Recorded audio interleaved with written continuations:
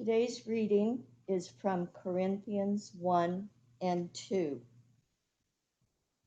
This is the word of the Lord. I planted the seed, Apollos watered it, but God has been making it grow. So neither the one who plants nor the one who waters is anything, but only God who makes things grow. The one who plants and the one who waters have one purpose, and they will each be rewarded according to their own labor. For we are co-workers in God's service. You are God's field, God's building. This is the word of the Lord. Corinthians 2. But God said to me, my grace is sufficient for you, for my power is made perfect in weakness.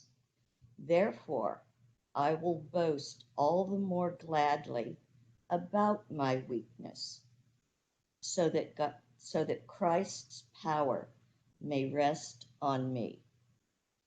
That is why, for Christ's sake, I delight in weaknesses, in insults, in hardships, in persecutions, in difficulties. For when I am weak, then I am strong. This is the word of God. Thanks be to God.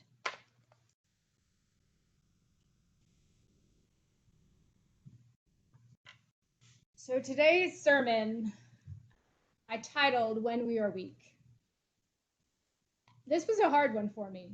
Tim asked me to talk about Nepal, and my best friend Susan and I went with the expectation of serving, doing what we could to give to the people. What I realized is it wasn't necessarily about that. It was about God working on me in a way that I never expected nor anticipated. And it really struck me and brought me to tears on multiple occasions. Tim can tell you I'm not one to get super emotional, but this trip, having been there a month, I think gave me and God the opportunity to reconnect, not just through the people, but through nature and through communication. And he made it, his presence, completely obvious. Some may not know, but weakness is not something that I like to talk about. So from a background perspective, we've always, since I was a child, Mom can attest to this, but we've focused on strength, internal strength, external strength, physical strength, and emotional strength. Grew up on a farm, a small farm, and so physical strength was always rewarded, whether we were haying the fields, whether we were chopping wood for the winter season, butchering cows or turkeys. But a lot of physical labor in order to keep up with the farm, the animals, the crops, and everything else. So, and then the other irony is very small town, very small farming community, and population 950. And interestingly, I was the only girl my age in my town my entire life. I lived there until I went off to college. So it might have been fitting that I went to a primarily male-dominated college in upstate New York, where again, there was a reward for being strong and not being weak. So this message about weakness and these verses were really hard for me. And I recognize that I think this is where God was working on me in particular to learn how to be vulnerable and completely vulnerable, which is not an easy thing to do. Again, at least for me. So I we left and barely got on the plane. So the other aspect of my life, and I'll just admit it while I'm putting it all out there, is I'm a planner and trying not to be so much of a control freak, but control is another thing that and planning is another thing that I've always probably done. And so in my military career, we planned 6 weeks out. And if it wasn't on the calendar 6 weeks out, it didn't happen. And a lot of times that meant sporting events and other parent-teacher conferences, etc. If they hadn't been on the calendar in that time frame, oftentimes I couldn't make that happen. So planning has always been something. We go on a trip, I'm going to plan everything out. Abby's shaking her head. Yes, she knows. And in this trip in particular, I did zero planning. And with the sole intent of allowing God to use us where he needed us. The only itinerary we had were arrival dates and departure date. Other than that, we really didn't know where God wanted us when and how he wanted to use us. And so for me, that was very uncomfortable. And then my friend Susan is not a planner at all. So for her, it was great. We had total freedom and to listen to God and to hear the direction he wanted us to go in. So I'll start a little bit in setting the context about Nepal. You may or may not have seen the country or been to the country yourself, but Nepal is nestled in between China and India, and then you've got Bangladesh, Burma, Myanmar. So it's an interesting spot, about the size of Georgia if we were to compare it, and about 25% of the population live below the Nepalese average income, so in the poverty level. So their average income per year is less than $1,200 equivalent. There are about 25% of the population that live on 50 cents a day. So if you're comparing our standard of living and Nepal, it was quite a stark difference. I've always loved learning about people, differing faiths. I spent a lot of time in the Middle East, so know a lot about Islam and have an incredible appreciation for Islam. But I didn't know a lot prior to this trip about Hinduism or Buddhism.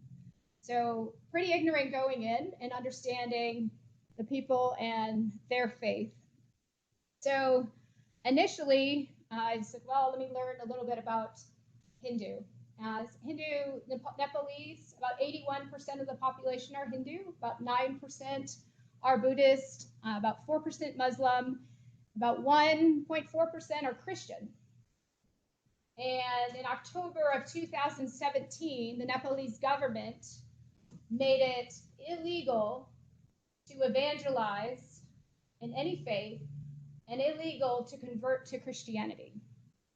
So when you think about opportunities to be a missionary, there is no declaration of, I am here as a Christian in order to do Christian work.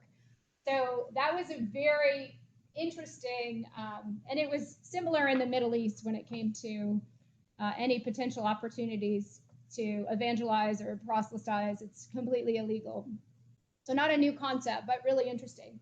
So the Hindu faith dates back, they say it's the oldest religion, dates back to about 4,000 years ago. And there are no less than 33 million gods within the Hindu faith. And that was really interesting to witness firsthand how the Nepalese people worship all of these varying gods. And most of them don't know most of the gods or haven't communicated with them. But it was really interesting to hear their perspectives when it came to why they believe what they believe. And there was only one person that actually could talk about their faith and why they believed it. What we found, and we talked to a number of people, is that most just did, because that's what they were told. The other aspect was the fact that youth, we found throughout our travels, most of the youth that we encountered were atheists, didn't have a faith. And when you asked, as soon as you said, and we saw a total of 4 other Americans during the whole month we were there, and not very many Europeans. The country had opened up 4 days prior. It was in complete lockdown. So we were some of the very first tourists that re-entered the country and definitely stood out pretty much, but never felt uncomfortable, that being said. So moving forward, in Kathmandu is a sprawling metropolis, but what was interesting is there were over 3,000 temples. We didn't plan on staying in Kathmandu very long. It's a city, a tremendously large city, 1.5 million people, very crowded city, and we wanted to get out into the countryside. But this is where God started to work on our hearts. And we actually got stuck in Kathmandu for 5 days. And what we recognized, because we were frustrated, and we just began praying about it, is that God really wanted to show us a people that need him. And the number of interactions that we had were pretty incredible, where people were searching for something. And so we prayed about just how to be an example through loving unconditionally those that God put in our path. So this next photo is a temple called Pashupatinath.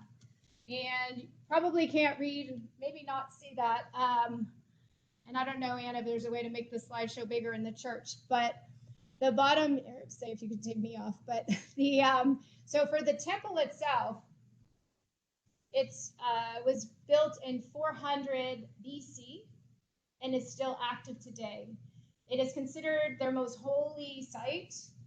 And in the temple, or at the temple outside, the picture that you see on the left, it's actually, those are outdoor cremation sites. So we watched several cremations, and then they take, and it's very ceremonial, then they take the ashes and they dump them into the Bagmati River, which is the river right in front. And their belief is that if you bathe in the river, it's a sacred river, and you'll be cleansed from your sins. It's also the same river in which they draw water to drink. And yeah, so it's a very interesting. One of our projects was bringing clean water filters and distributing water filters to the local communities. So we brought about 40 filters. Each of the filters would service about 100 people for up to 10 years.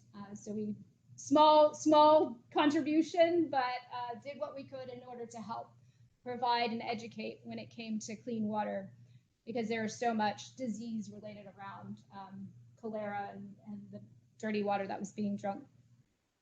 The next picture, oh, there we go, thank you. On your right is at the temple was a self-declared God. And what really saddened our hearts was the fact that this self-declared God was truly worshipped. So the Hindus also believe in living gods. So not just 33 million gods that are on the earth, but they're also living gods. And they designate different people. There's a girl that was designated in Kathmandu who, from ages 5 until puberty, she's a god, and then she transitions and becomes a human again. There was a boy that was designated, and this is a self-declared god, which was really kind of sad to see. I honestly, in watching him, I think he was on something, but that's between us. So the next photo is of food sacrifices, and this was food offerings to the gods, and this was very common to see at the temples. Oftentimes, they bring the food and they sacrifice. I'm going to talk about a family and that her sole purpose, she was the youngest of 8 girls in her family, and she had 3 older brothers. Her sole purpose in life was to cook for and bring the food sacrifices to the idols every day. And she did that since she was a small child up until age 12, when she decided that was enough and she ran away from home, and said to herself, there has to be something more to life than making food, bringing it to idols who don't even eat it. And outside her door were people starving all over the place. And so she left. And you can go to the next slide. And she left. We made a journey from Kathmandu to Pokhara, 122 miles, 12 hours, due to the conditions of the roads. Every journey was between 12 and 15 miles an hour if you were in a vehicle. And so it looks like a small country. It is, but it takes a long time between the mountainous terrain and the very poor infrastructure. So moving on to the woman that I was talking about, I want you to meet the Pudal family. And this is a family that my friend Susan had met 25 years ago when she was serving with the Christian Relief Aid Organization. And this family came over from Nepal. And she told them one day, I will go to Nepal and I want to work with your ministry. So Sita is now 70, and I have never met a family more devoted to serving consistently from the moment they wake until the moment they go to bed. So Sita is the woman I told you about. She was from a high caste family, and her life was, like I said, up until age 12 when she ran away, was completely focused on serving the idols. She ran away, got really sick, ended up in a hospital where there were British missionaries. And they basically gave her a tract and gave her some information. She converted to Christianity, was disowned by her family, and they protected her when the police came to find her, because otherwise she would have been caned and thrown in prison. Her husband Resham was a Brahmin priest of the Hindu faith. So he had gone, studied, and had become a Hindu priest. Again, he had actually worked with one of Sita's older brothers, and so he was aware of her. But he was a Hindu priest, and she was now run away. He has Parkinson's. He is 80 years old. He has Parkinson's, and so he was bedridden. He has the Bible, the entire Bible, memorized. Throughout the years, he walked all of Nepal. And so when you think again, Nepal has 8 of the 10 highest mountains in the world, Mount Everest being one of them. And Resham walked in order to share the gospel of Christ with the most remote regions.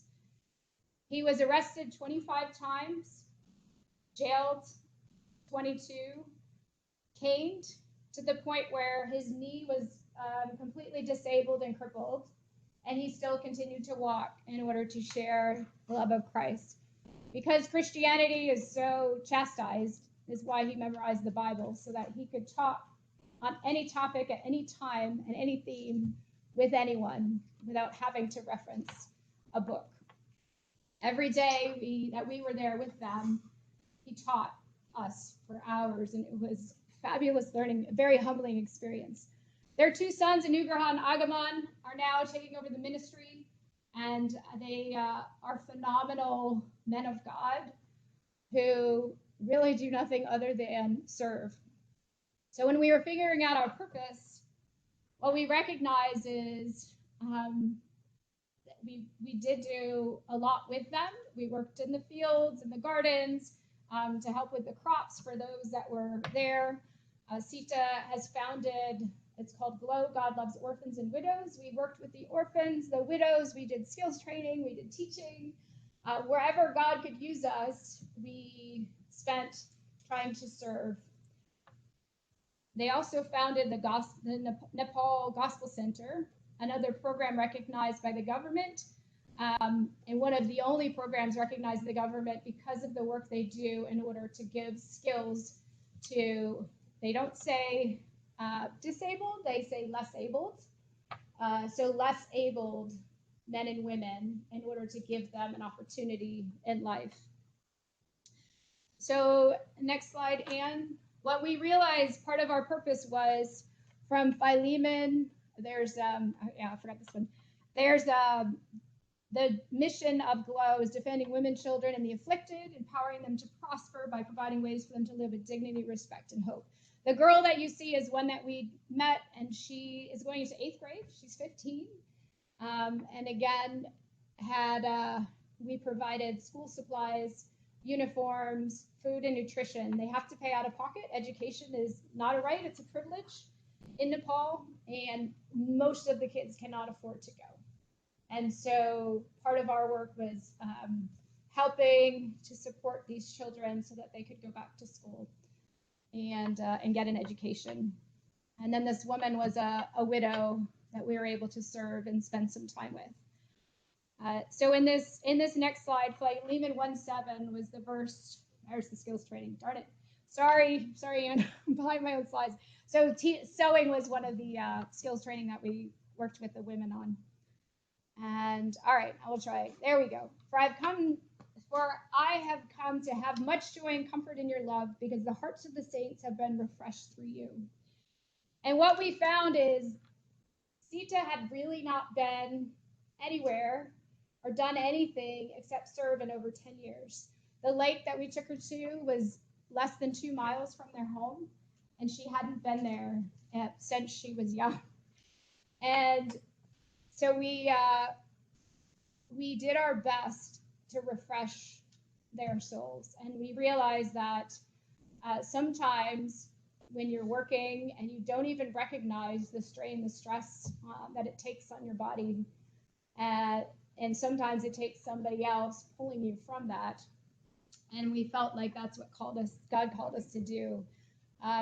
She'd never been on a canoe. We took her out on a canoe out onto the waters, and we took her up to the top of a mountain so that she could see the view into the valley where they lived, which she hadn't done in years. So, and then we did the same with their sons and tried to really just bring some refreshment to their souls. With Resham, we went out and we bought some massage cream, and then his legs are crippled, so every day we spent time just massaging and down to his feet, which he wasn't really able to walk at all. He couldn't even stand. When we left a month later, he was standing upright without support of a walker, and he couldn't walk completely. He could take a few steps, but it was incredible victory to see just his soul, his mind, and his body coming back to life. It was awesome. So God's hand. So I went going back to trying to plan. So I tried to plan, but God has an incredible sense of humor. So I bought, thinking of my military days, I bought a solar-powered battery, I had a compass, I had maps downloaded, ready for, we were going to do a trek. And T-Mobile assured us, they said, oh yeah, you've got the international plan, you've already paid in advance. Anyway, when Tim got the bill for $1,300, that international plan does not exist in Nepal, even though we were told that it did. So, heads up, buy a Nepali SIM card next time. And yeah, we're going to fight that one. So, the bottom line is everything we tried to do, there was no service on the mountains anyway, so it wouldn't have mattered. But God just said, nope, I'm not going to let you plan this one. So next slide, Ann. We decided we weren't going to trek Everest. One, it's really expensive. And two, you have to have a Sherpa, a guide, a porter, and you have to have a lot of time. Well, we decided we wanted to serve more than spend the time. But what we did decide to do is we hiked two of the tallest peaks, Macha Picchu and Annapurna. We didn't know at the time that the death rate on Annapurna, which is the 10th highest mountain in the world, is 33% compared with Mount Everest, which is 1%. So all those that hike Mount Everest, 1% perish. On Annapurna, 33% perish. We chose to climb without a guide, without a porter. We carried all our own water, all our own food, and all our own sleeping bags and gear and jackets. Anyway, and the irony is, I thought I downloaded the maps, which I did, but there was nothing. My phone was blank. There, no compass. We knew the mountain was that way.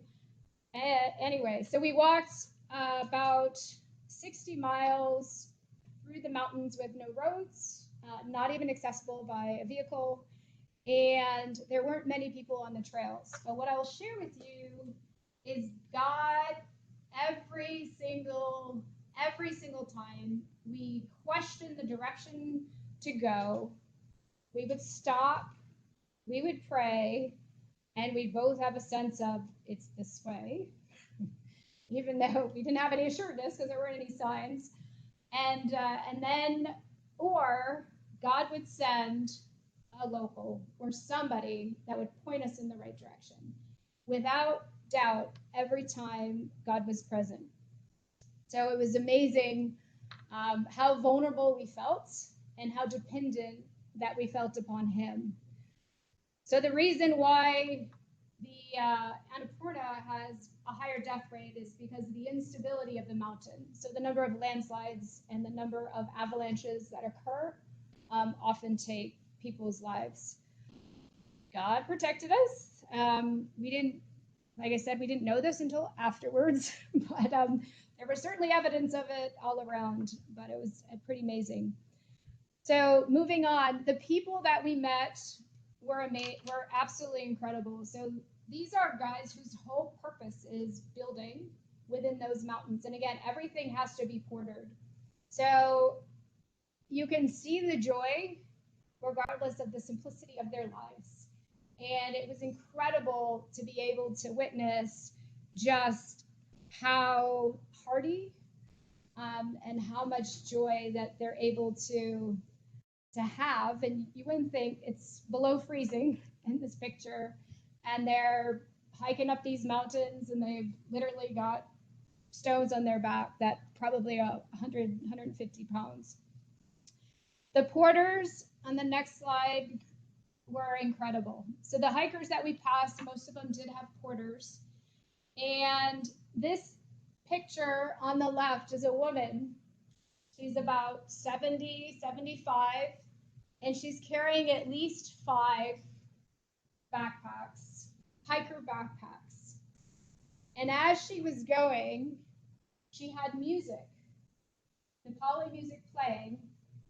And in order to balance and keep her muscles straight, she would rock and all the way up.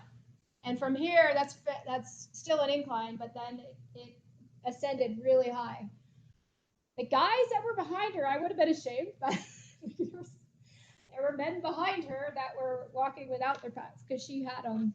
But she even looked up with all her stuff on her back, and every person we passed would bow and say namaste, and which was amazing. And she took the time to look up and greet us as she was passing and dancing.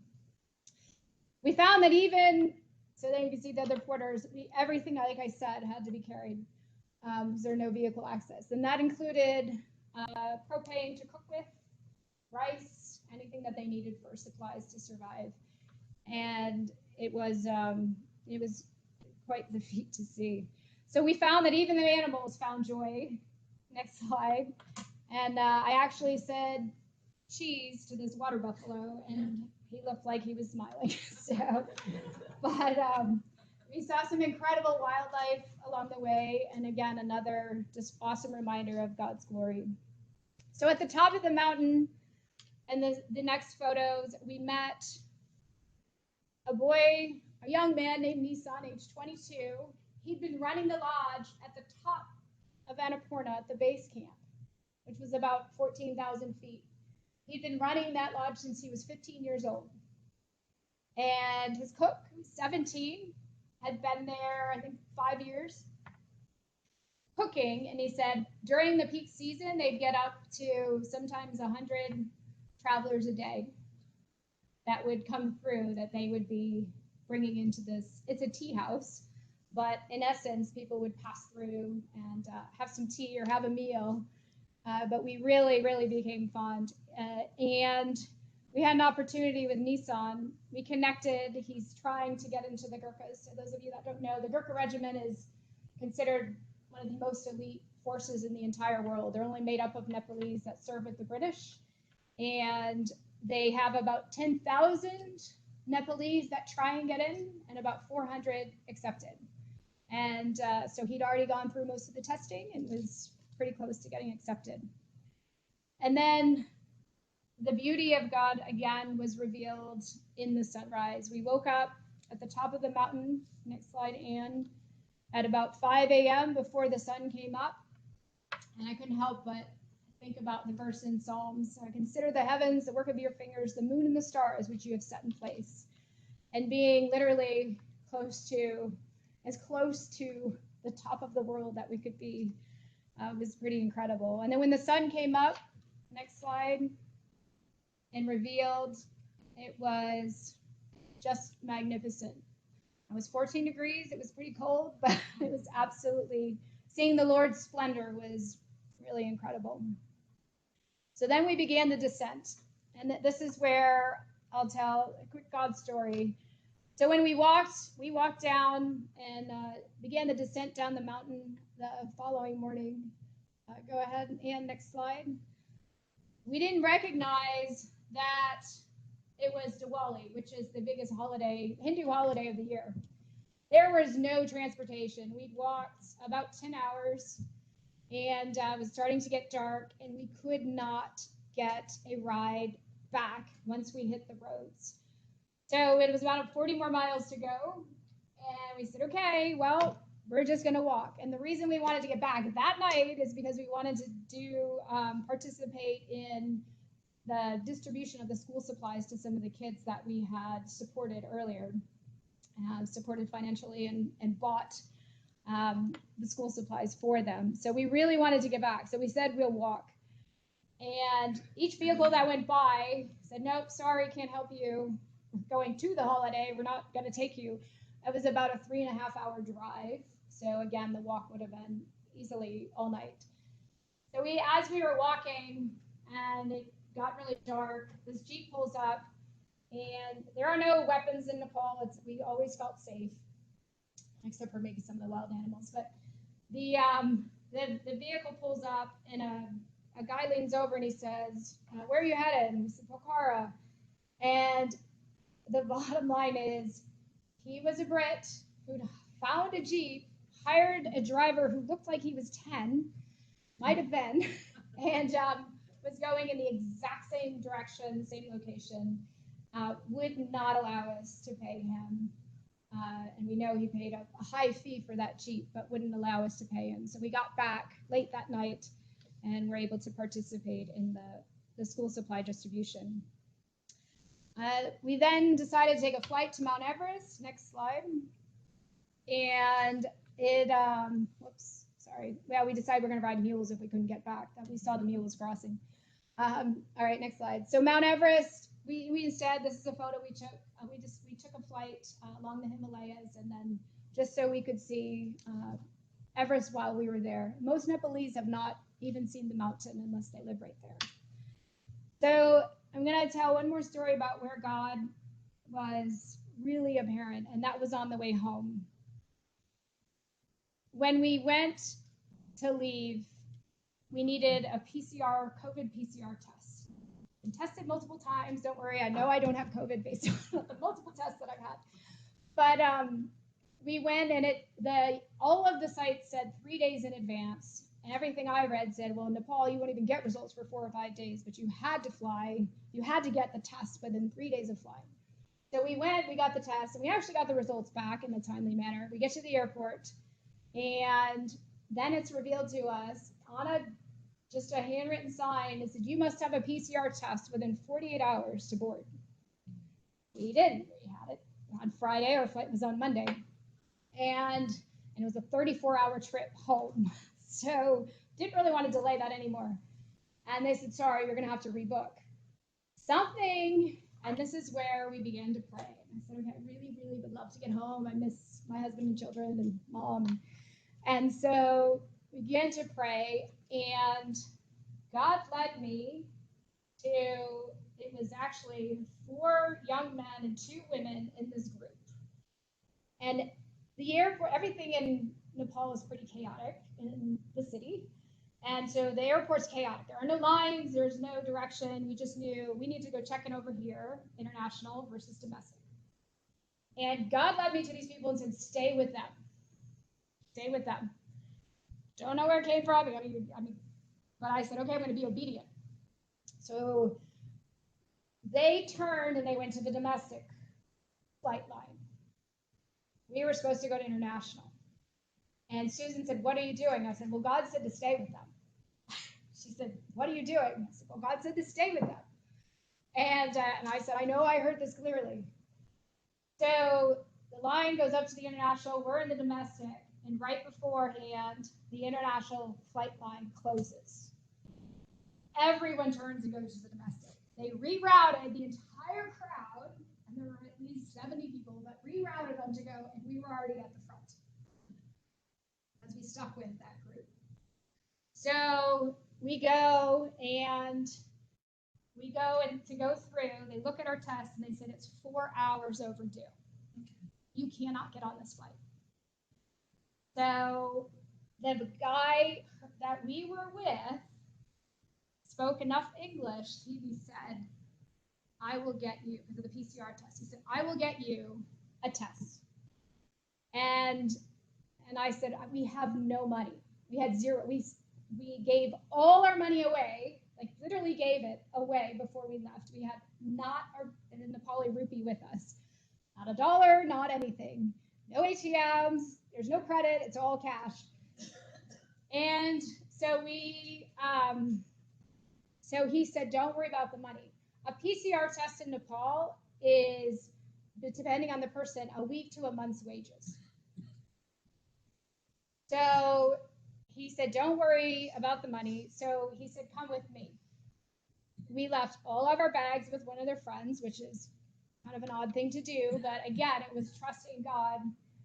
We walked about a half mile. There's no way we would have found this place. He made some phone calls. They did the test, and they said, the test won't be ready in 2 hours. Our flight was in an hour and a half at this point. They said, it won't be ready for 2 hours. And he said, get the test, have faith. And I thought, this is really interesting for a Nepali to be telling us this. As we're walking back, I said, what do you, like, who are you and what do you do? And turns out, remember, the Christian population is 1.4%. He was a Christian pastor that was there to drop off his sister for the same flight we were on. And he said he wasn't planning on going to the airport that day, but he heard God speak to him in his prayer time that morning and told him, you need to go to the airport today.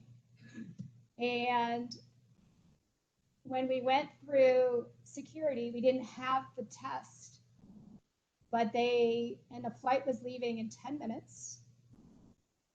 And I showed them the documentation that said 3 days, and they stamped it. But what's amazing is the Nepali Christian pastor went back, got a hard copy of our results, took it all the way right up until we boarded and said, you need this in Turkey or you're not going to get back to the States. You need the updated test. And it was such a testament up until literally the last minute. So that photo is Kamal, the Christian pastor. And I gave him my number and I said, if there's anything we can ever do for you, please don't hesitate to write. And he said, well, I'm getting married in 3 weeks. Will you pray for our wedding? And because Christian weddings aren't even allowed. And I said, yes, we will. And I said, what's the date of your wedding? He said, December 5th. And I said, that's the day my husband and I got married. So it was a true testament to God's purpose and being obedient, learning how to be obedient when we're vulnerable. So I apologize for going so long, Tim. Sorry. I know I'm gonna hear about it later. So, but thank you for for being so patient and trying really hard to narrow down the stories I got out.